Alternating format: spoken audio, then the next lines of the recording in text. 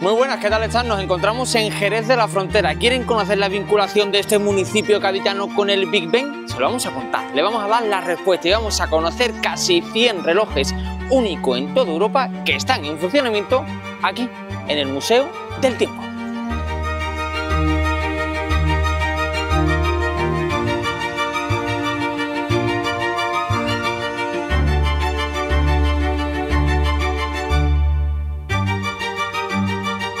Bueno, pues bienvenido al Palacio del Tiempo. Nos encontramos en el nuevo Museo de Relojes de Jerez de la Frontera. Ahora mismo estamos en un palacete neoclásico victoriano del siglo XIX que lo hicieron la familia bodeguera que tenemos ahí enfrente. Esto lo construye los Sánchez Romate en el siglo XIX como un recreo, que se llamaba en aquella época, que era una segunda vivienda en el extrarradio de Jerez. Ellos tenían aquí pues su casa de veraneo y su casa principal la tenían en el centro de la ciudad. Después pasó a manos de los Vergara, de los dueños de las bodegas Palominos y Vergara, y finalmente termina siendo parte del holding Rumasa. Entonces, durante la visita veremos todo lo que es el palacio, al mismo tiempo que vemos la colección de relojes.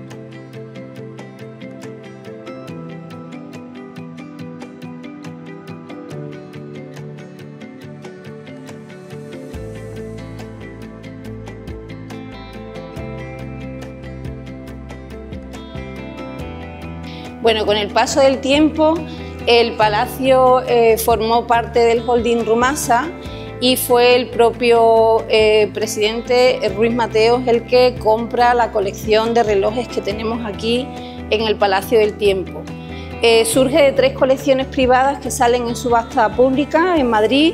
La primera colección se lo compra a la condesa de Gavia, que estaba casada con el conde de Valdelagrana, del puerto de Santa María, y ellos consiguen tener 152 relojes que se exponen durante la visita.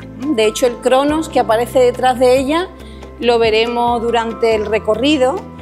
Es verdad que ellos no tenían descendencia y cuando fallecen le dejan la colección que tenían, el legado testamentario, a los capuchinos del puerto de Santa María, y fue Rumasa el que compra estos 152 relojes, lo compra en subasta pública.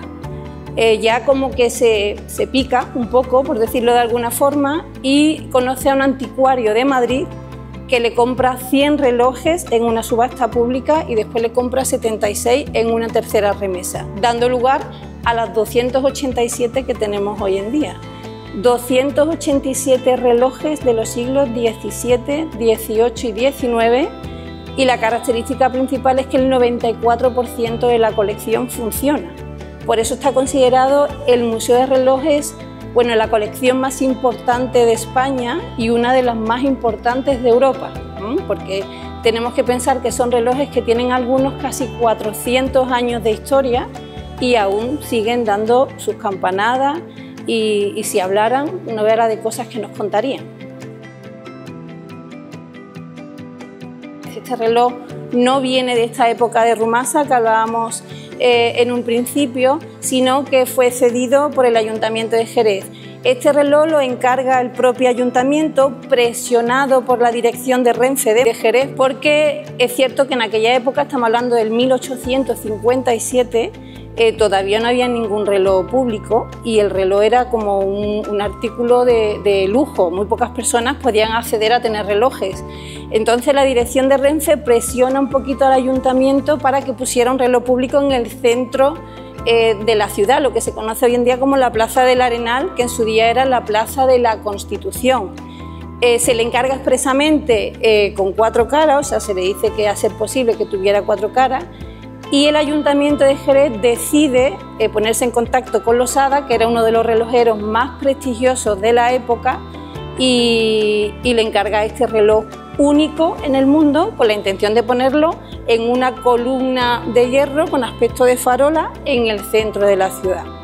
En el propio manuscrito del pleno donde se encarga, se puede leer que la intención era equiparar a Jerez a las ciudades europeas de aquella época.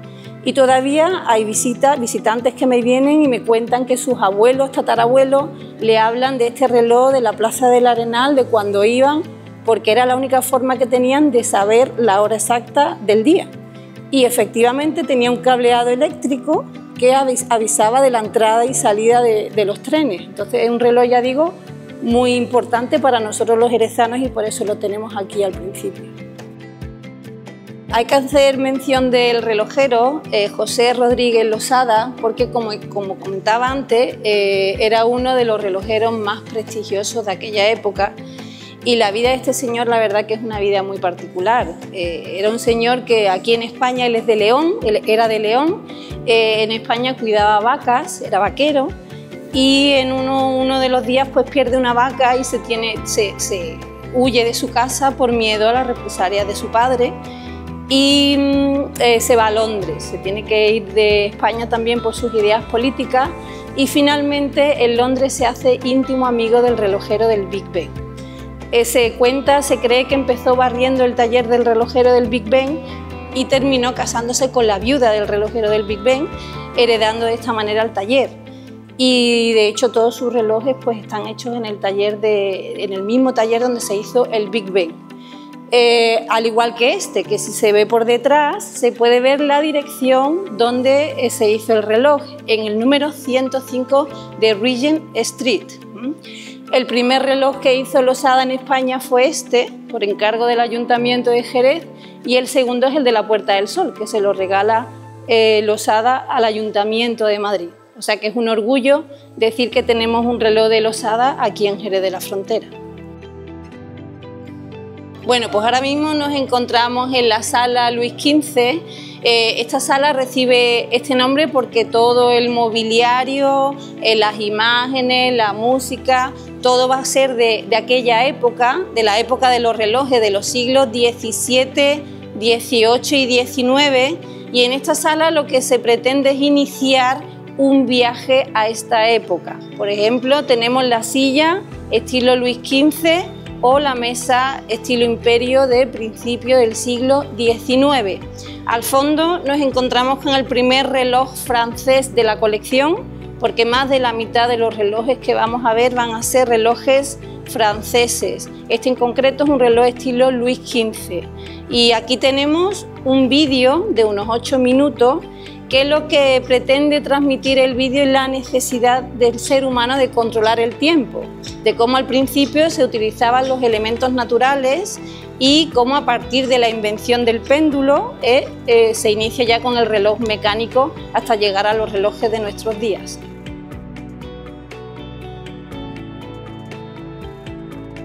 Bueno, pues comenzamos ese viaje en el tiempo que comentábamos al principio. El palacete tiene 2 plantas.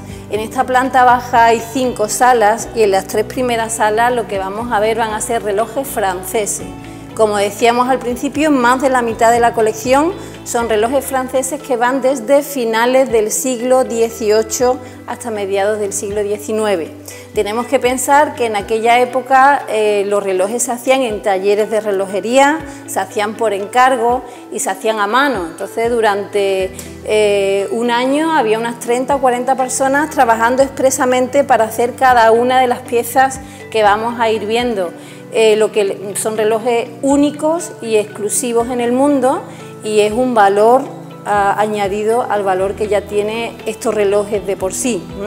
Como vemos, son todos relojes de péndulo, relojes de cuerda, y son todos originales. Para ello tiene que venir un mantenedor, viene 1 o 2 veces en semana para darle cuerda, para repararlos y para restaurarlos. Por eso están totalmente accesibles, que es algo que llama muchísimo la atención en un museo, y es para dar facilidad a que estos relojes sigan funcionando, algunos de ellos con casi 400 años de historia.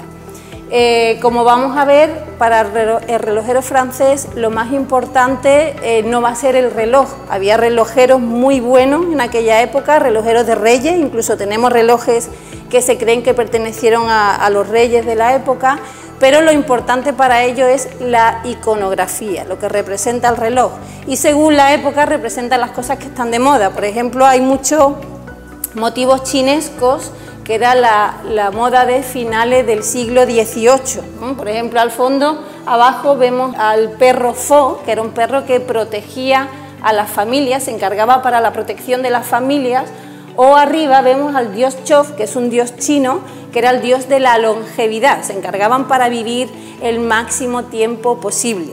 Me gusta hablar de este reloj en concreto, de esta rinoceronte con su chino, que vemos que tiene también un chino arriba, porque fue una rinoceronte que existió realmente. La rinoceronte se llamaba Clara y fue un comerciante extranjero que la trajo de África, y en Europa era muy raro ver rinoceronte, entonces era algo súper exótico. Como el comerciante vio que por ahí tenía una forma de ingresos económicos, se dedicó a organizar eventos para aristócratas, para reyes, para nobles, y presentarle a Clara a todo el mundo por toda Europa. Hasta el punto que Clara pues empezó a representar pues en cuadros, en esculturas y en los mismos relojes. Después aquí también tenemos relojes de cartel o ménsula, que son los primeros relojes de pared que aparecen, que surgen porque Boulez, que era un ebanista muy conocido en la época, inventó una técnica que consiste en que las carcasas, que en un principio se hacían de madera, a Boulez se le ocurre hacerlo con concha de tortuga, o sea, con material orgánico. Son relojes hechos con carey rústico, carey sin refinar. Y lo que hace Boulez es que le pone una decoración de metal, una decoración en este caso de latón. Fue una técnica que empezó a utilizarse tanto que todo el mobiliario de los palacios en Francia en aquella época, por ejemplo Versalles, todo el mobiliario que tiene lo tiene con esta técnica Boulez, que se llama. Entonces son relojes de pared hechos con carey rústico, carey sin refinar. Y al fondo tenemos relojes chimenea, para ponerlo en las chimeneas de los grandes palacios, siempre formado con 3 piezas, el reloj en el centro y la guarnición a cada lado del reloj. El relojero francés siempre buscando una imagen, una estética, y ya en un segundo plano se ve el reloj. Lo podemos ver muy claramente en el Cervantes, que lo que menos llama la atención de todo el reloj es el propio reloj. Llama mucho más la atención la escultura del Cervantes o los candelabros que lo acompañan.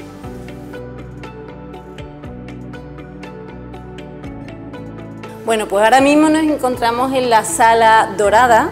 Aquí es donde hay más relojes conjuntamente expuestos, y bueno, esta sala recibe este nombre por el material con el que está hecho la mayoría de los relojes de aquí. Son todos relojes franceses de principio del siglo XIX, época napoleónica, estilo imperio.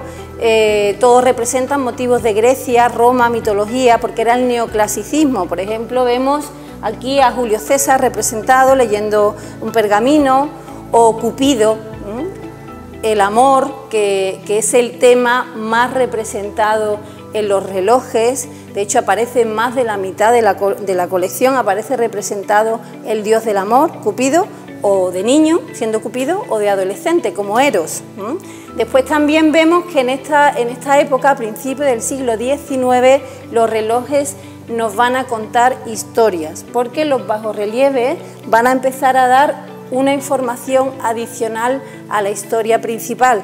Por ejemplo, si nosotros pasamos aquí de largo, vemos un reloj que representa a una señora que está sentada y poco más, pero si nos adentramos en este reloj nos damos cuenta que nos están contando una historia. Nos están contando una historia de amor prohibido entre la alta nobleza, que se deduce por la vestimenta de ella y por el mobiliario que tiene alrededor, y un pastor de oveja, en este caso. La vemos como esta señora está entregando un mensaje a través de una paloma, cómo hace el gesto del silencio, del secreto, para que no se lo cuente a nadie, y en el bajo relieve podemos ver cómo el pastor de oveja recibe ese mensaje mientras cuida del rebaño. Además era un tema muy representado en aquella época, ese amor prohibido entre la alta nobleza y el estado más bajo. Por ejemplo, ahí en el número 43 volvemos a ver el mismo motivo representado, con la paloma y la señora haciendo el gesto del silencio. Comentaba al principio el tema del material. El material es también algo importante de destacar, porque todos estos relojes están hechos con bronce dorado, que se llama, que lo que hacían era mezclaban el bronce con nitrógeno de mercurio y le ponían oro de 24 quilates.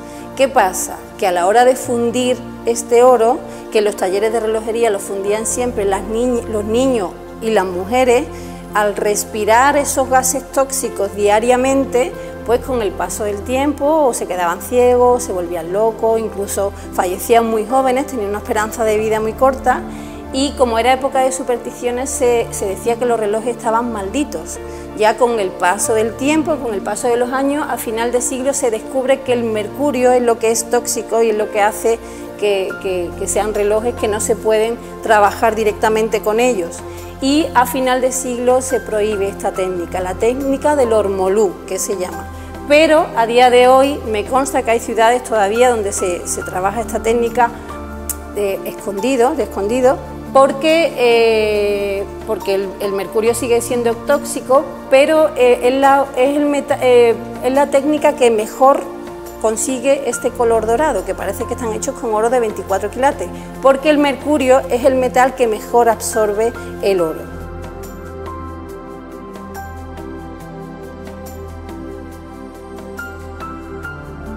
Bueno, pues en esta sala hay que destacar la pintura del techo, que es un fresco moderno hecho por un pintor sevillano, Javier Hermida, y representa las 24 horas de un día, el pasar del tiempo, el transcurrir del tiempo. Por eso al principio se ve el sol y al final se ve la luna, y los monumentos son todos monumentos que pertenecen al patrimonio de Jerez, los más emblemáticos. Tenemos, por ejemplo, el primero, que es el Cabildo Viejo.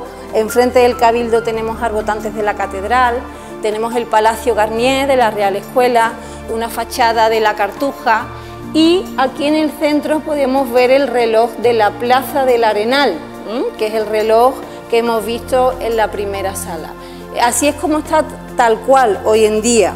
De hecho, este reloj se restauró hace unos pocos años, y la veleta, que se había perdido con el paso del año, pues se ha puesto de nuevo para conmemorar lo que era el reloj tal cual en la Plaza del Arenal. Y aquí en esta sala pues hablar también de este reloj de Cronos. Al igual que Cupido, Cronos es otro de los motivos más representados en los relojes, como el dios del tiempo. Cronos siempre aparece representado con sus alas, simbolizando este paso del tiempo, y la guadaña, que simboliza la muerte. Y bueno, este es el reloj que hemos visto en el cuadro de la Condesa de Gavia, el retrato que tenemos a la entrada en el palacio. Lo que pasa es que en el cuadro aparece pintado con bronce dorado, porque ella está vestida de negro, y el original es este, que está hecho con bronce pavonado. Es otro tratado que tiene el bronce, que lo que hacen es que lo meten en una capa de óxido y consiguen este color más oscuro. La intención es que el material aguante el máximo tiempo posible sin corromperse. De hecho, si nos fijamos, es un reloj del 1800 y pico que no tiene ni un rasguño, parece que está nuevo.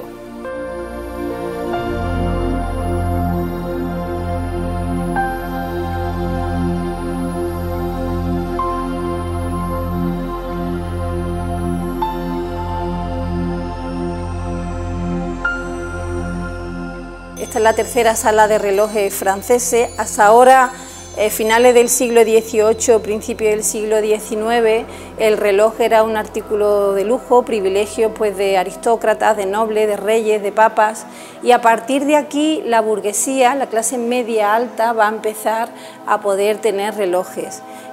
Como consecuencia pues aparece la libre temática, ¿no? Cada uno quiere un reloj que represente cosas diferentes, y por eso aquí tenemos los más originales de la colección. En esta sala aparte hay que destacar el reloj del centro, que es el único con el péndulo estilo rococó, que se nota el recargamiento típico del estilo, con muchas flores, muchos detalles. Representa una escena cortesana, una escena de la corte, y hay que hablar de él por su relojero, Ferdinand Verdú.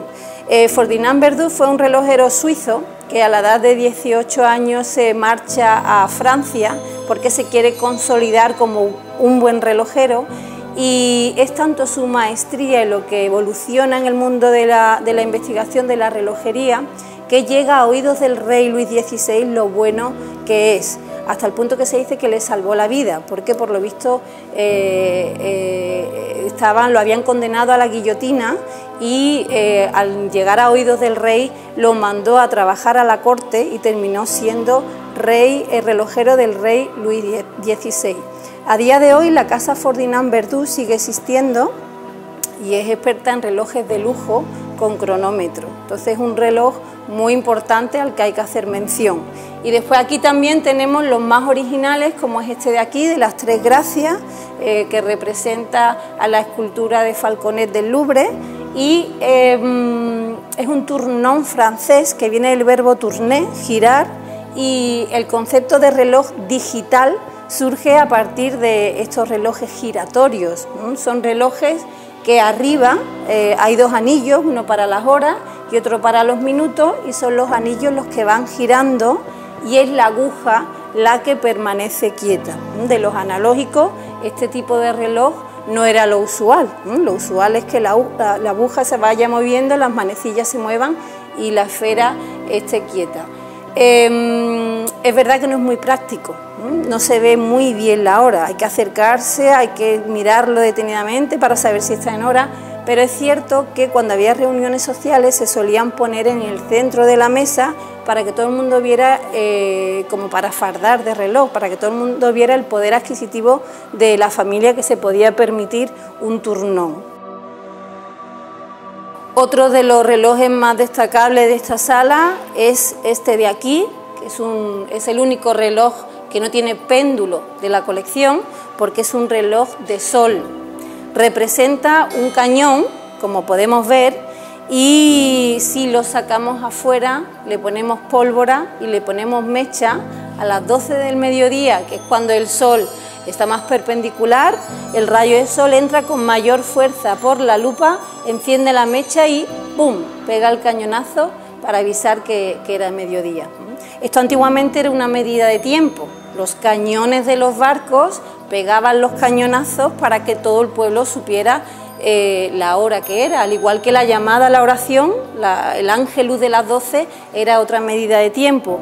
Pues este reloj lo que hace es reivindicar esa acción de aquella época. El barco es un reloj que también gusta mucho y es el péndulo de dentro el que mueve al marinero, el que mueve al timonel. Es un reloj semiautómata, tiene movimiento por sí solo. O estos relojes pórticos hechos con cristal de Baccarat, la ciudad francesa de Baccarat, muy conocida por los yacimientos de este cristal, que es un cristal muy denso, con muchísimo valor, que si nos fijamos en las columnas da la impresión de que están torcidas o nos da hasta mareo, y es por la propia densidad del cristal. Hacer mención a que estamos escuchando la sonería de y media. Durante la visita siempre nos vamos a ir escuchando la sonería o a y media, porque los relojes franceses suenan a y media y a en punto, o hay cuarto y menos cuarto como los relojes ingleses.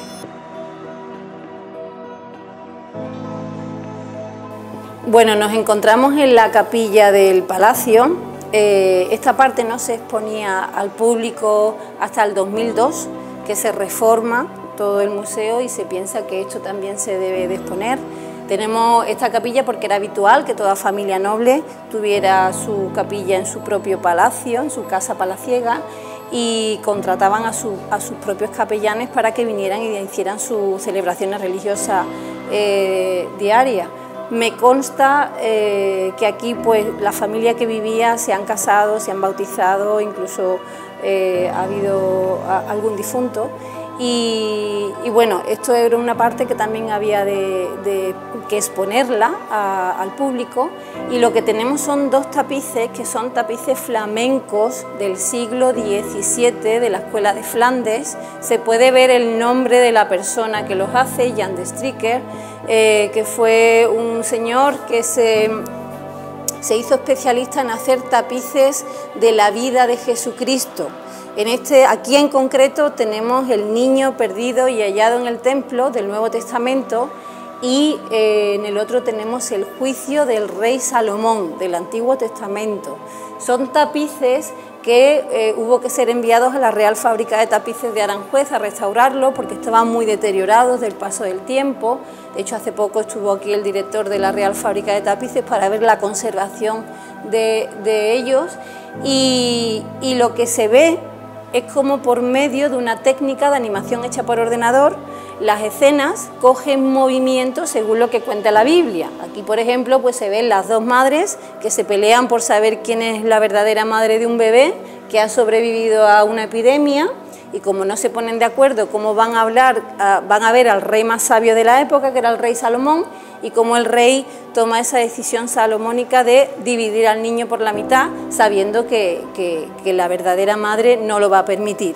O aquí se ve cómo el niño Jesús, a la edad de 10 años, 10 u 11 años, se pierde de vuelta para su casa con sus padres, y María y José, cuando se dan cuenta, empiezan a buscarlo y se lo encuentran predicando en el templo con unos doctores, y se ve pues cómo María le reprende, le riñe, y cómo Jesús le dice que está predicando y hablando sobre Dios, sobre su Padre, que es lo que ha venido a hacer a esta tierra. Pues todo eso se ve con esta técnica de animación hecha por ordenador, y lo que se pretende es mezclar el valor de lo antiguo con el valor de las nuevas tecnologías. Hay muy pocos sitios en Europa donde mezclan esta técnica. Aquí también hay que hablar de esta parte, que es la más antigua del palacio. Tenemos las vidrieras de la época del siglo XVI, tenemos a la Virgen del Perpetuo Socorro en el centro y a San Pedro y a San Pablo en cada lado.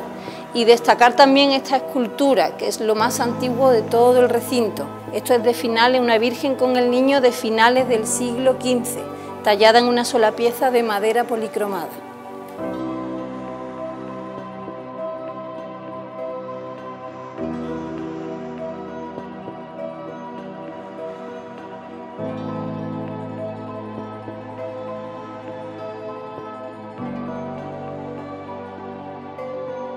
Salimos de Francia y nos adentramos en Inglaterra.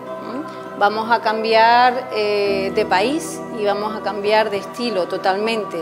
Como decíamos al principio, para el relojero francés lo importante era la iconografía, representaban las cosas que estaban de moda, y para el relojero inglés va a ser todo lo contrario. El relojero inglés le va a dar muchísima más importancia a lo que es el mecanismo por dentro y a la precisión del reloj. Por eso es cierto que son relojes que no son tan llamativos como los franceses que hemos visto hasta ahora, pero sí son relojes más prácticos y más funcionales. Por fuera son cajas, todo de maderas nobles, hechas de ébano, caoba, y por dentro son mecanismos mucho más complejos. Tienen opciones nuevas que el francés no tenía. Por ejemplo, tienen la opción del silenciador. Se dan cuenta que a veces la sonería molesta, y lo que hacen es incorporarle el silenciador para poderlo apagar por las noches. O trae la opción del nivelador, que lo que hace es bajar o subir el péndulo para que atrase o adelante según el reloj vaya atrasando o adelantando. Y gracias al carrillón tenemos la opción de escoger entre 2 o 3 distintos tipos de melodía, de sonería. Hemos visto que la sonería de los relojes franceses eran solo campanadas, y el carrillón es un cilindro con puntos en relieve que convierte esas campanadas en notas musicales, y gracias a ese carrillón podemos escoger entre distintos tipos de sonería, como puede ser la sonería del Westminster o la de Cambridge Chimes. Hay distintos 2 o 3 diferentes tipos de sonería. Y podemos ver en muchas cajas cómo a los laterales le ponen cristal para poder apreciar ese mecanismo importante, o cómo aparecen los relojes esqueletos que sustituyen lo que es la carcasa de madera por el fanal de cristal. Me gusta hablar de estos relojes que, como podemos ver, acaban de ser restaurados hace poquito, porque eran los exámenes que tenían que hacer los aprendices relojeros para conseguir el título, la maestría de relojero. Ningún aprendiz podría hacer relojes para reyes o para aristócratas. Para eso era necesario tener esa maestría, y la forma de conseguirlo era desmontando un reloj esqueleto y volverlo a montar. Si estaba todo correcto y el reloj funcionaba perfectamente, era señal de que ya estaban preparados para tener sus propios talleres de relojería. Esta es la última sala, tiene forma de L, y aquí están los más destacables de la colección. En este punto de la visita, normalmente el visitante sabe diferenciar ya entre relojes franceses y relojes ingleses. Ahí, por ejemplo, vemos un reloj francés que representa a Justiniano, y aquí tenemos a otro reloj francés representando un enfrentamiento entre Cupido y la diosa de la fortuna. En el centro, presidiendo, tenemos a un reloj inglés del siglo XIX, reloj gran complicación de la época, y tenemos casi 100 kilos de reloj. Es uno de los más destacables de la colección, pues porque es un reloj monumental de aquella época, hecho en caoba, y gran complicación porque tiene 7 agujas. Es un reloj muy complejo para ser del 1850 aproximadamente. Es un reloj que tiene barómetro, que tiene termómetro, calendario del mes, calendario de la semana, o sea que es un reloj con muchas opciones para ser un reloj de la época. Como decíamos abajo, lo importante para el relojero inglés es el mecanismo, es la esfera, es el reloj, pero aún así vemos siempre alusión a la mitología. Aquí, por ejemplo, tenemos a Cronos con Cupido a cada lado, y arriba vemos que el reloj trae piña, que en el siglo XIX la piña era el símbolo del poder adquisitivo de la familia. No hace falta que traiga la piña para saber que el primer propietario de este reloj era una familia con muchísimo poder adquisitivo. Otro de los más importantes es este de aquí, que es otro reloj giratorio como el que hemos visto abajo. El mismo mecanismo, son 2 anillos los que van girando y es la aguja la que está quieta.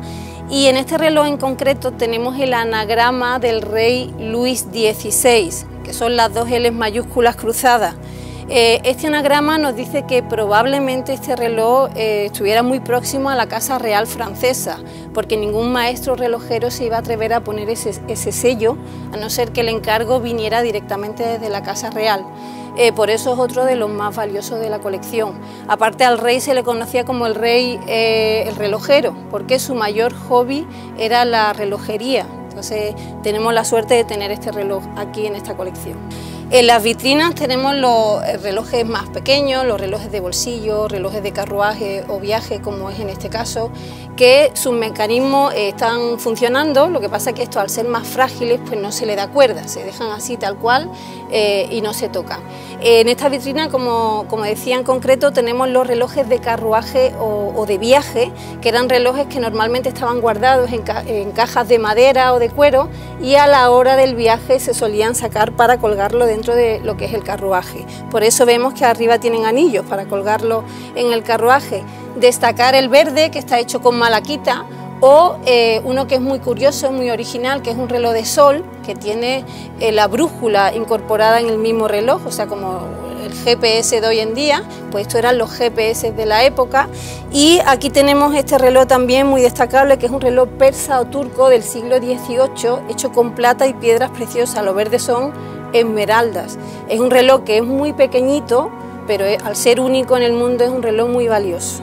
No podemos dejar de hablar de este reloj, otro reloj esqueleto de la época, y hay que hacer mención de él por su relojero, Robert Robin. Robert Robin fue uno de los relojeros más importantes de aquella época. Fue el primero que comenzó a trabajar con el sistema decimal que se estaba implantando en aquella época, y gracias a eso hizo una evolución muy importante para que los relojes pudieran traer secundero. El segundo ya existía, el segundo existía desde el siglo XIX, pero hasta que no llega en el siglo XIX no es posible que los relojes empiecen a traer el secundero. Fue listo porque también documentó todo lo que hizo y dejó tratados sobre cómo podía hacerse, y gracias a él los relojeros que vinieron después pudieron seguir evolucionando. Aparte, es un reloj que fluctúa un segundo en 7 días, o sea que eso en el 1800 y pico era prácticamente un milagro. Y sobre todo también decir que hay relojes de Robert Robin en los museos más importantes del mundo. Hay relojes de Robert Robin en el Metropolitan de Nueva York, en el Louvre de Londres, en el Louvre de París, perdón, o en el British de Londres. Entonces tenemos la suerte de tener este aquí en Jerez. Bueno, otro de los relojes que hay que mencionar es este de aquí, que es muy parecido al que hemos visto abajo, otro reloj giratorio. el mismo mecanismo, los dos anillos que van girando, y en este caso es el dedo de una de las gracias el que marca las horas. Volvemos a ver a las tres gracias. La diferencia con el de abajo es el material con el que está hecho. Este en concreto está hecho con mármol de Carrara, mármol italiano, tallado en un solo bloque de mármol, que más que un reloj en verdad es una escultura. De hecho es el único que no se le toca, que no se le da cuerda, porque es más el riesgo de mover el fanal y poder dañar el reloj que de dejarlo tal cual, porque nada más viéndolo vemos la escultura que tenemos aquí presente. Bueno, y ya para clausurar la colección, tenemos aquí dos de los relojes más importantes. Tenemos este en concreto, que es un reloj misterioso de la época. Los relojes misteriosos fueron una serie de relojes que salieron en los que se buscaba originalidad en el diseño. Lo menos importante, de hecho, era que funcionaran correctamente o no, sino que lo importante era lo que representaba la iconografía. Este en concreto parece un reloj vanguardista moderno de hoy en día, sin embargo es un reloj del siglo XIX, estilo Luis XVI, que tiene un mecanismo abajo en el mecanismo y hay unas cadenas que son los que le dan las órdenes a las agujas. Es cierto que es un poco complejo, que el nombre de misterioso le viene bien, porque no se ha llegado a dar a la tecla de cuál es su funcionamiento verdadero, o posiblemente es que nunca hubiera funcionado correctamente y por eso no se ha conseguido ponerlo 100%. Pero a día de hoy su mecanismo está funcionando y bueno, con la ayuda del relojero pues conseguimos que esté en hora. Otro de los más destacable y otra joya de la corona es este de aquí, un reloj nocturno del siglo XVII. Me encanta hablar de este reloj porque ya existía cuando no existía la electricidad, ¿no? Estamos hablando de un reloj nocturno porque por la noche había que ir o con las velas o con las lámparas de gas para alumbrar a los relojes y poder ver la hora. Estos relojes nocturnos surgen porque el Papa Alejandro VII solicita, quiere un reloj que se pueda alumbrar por las noches, que no sea necesario ir con esa vela o con esa lámpara de gas, y llegan los hermanos Campani que inventan este tipo de relojes. Son este tipo de cajas que podemos ver con una ventana que se abría y se le podía introducir una vela o esa lámpara de gas para que alumbrara la esfera, que no era esta la original, era como una especie de lámina que dejaba traspasar la iluminación y el humo salía por arriba. ¿Qué le pasaba a los relojes nocturnos de aquella época? Pues que se quemaban. Entonces han sido muy pocos los relojes nocturnos que han llegado a nuestros días y por eso es un orgullo poder decir que tenemos un reloj nocturno italiano del siglo XVII, del 1670. El mecanismo que trae este reloj no es el original, posiblemente el original se estropeara del paso del tiempo. Vemos que están dando las 12.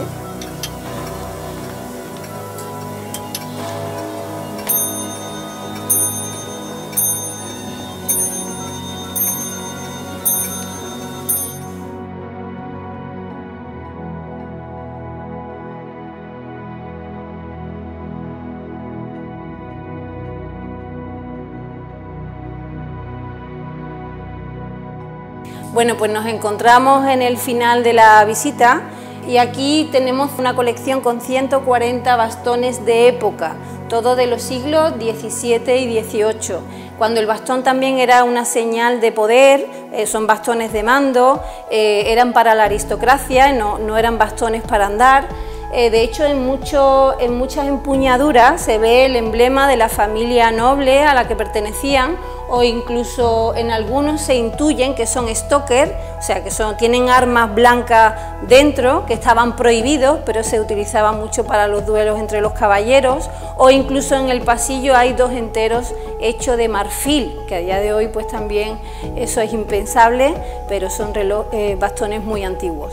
Y para despedirnos vamos a ver un taller de la época, un taller del siglo XIX, con su relojero, don Álvaro, trabajando en ese taller, intentando inventar una máquina de movimiento perpetuo. Es cierto que el ser humano lleva toda la vida intentando inventar esa máquina y a día de hoy pues no ha llegado nadie a conseguirlo, así que vamos a ver si don Álvaro lo consigue.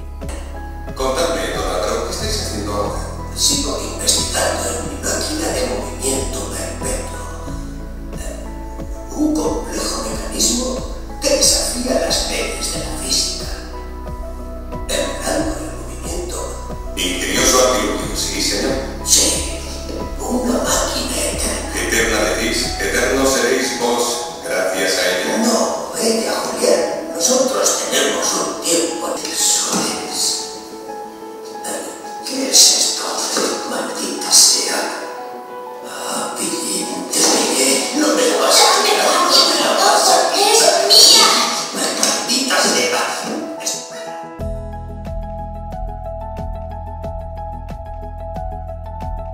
Espero que les haya gustado la visita y este pequeño aperitivo de lo que podemos ver aquí, apreciar en el Palacio del Tiempo Museo de Relojes. Ya saben, si quieren venir, estamos abiertos de lunes a viernes con visitas libres de 9 a 2 y tenemos sesiones guiadas a las 10:30 y a las 11:30. Para grupos abrimos siempre a la carta. Pueden ponerse en contacto con nosotros a través de nuestra dirección de correo, nuestra página web o nuestro teléfono de reservas.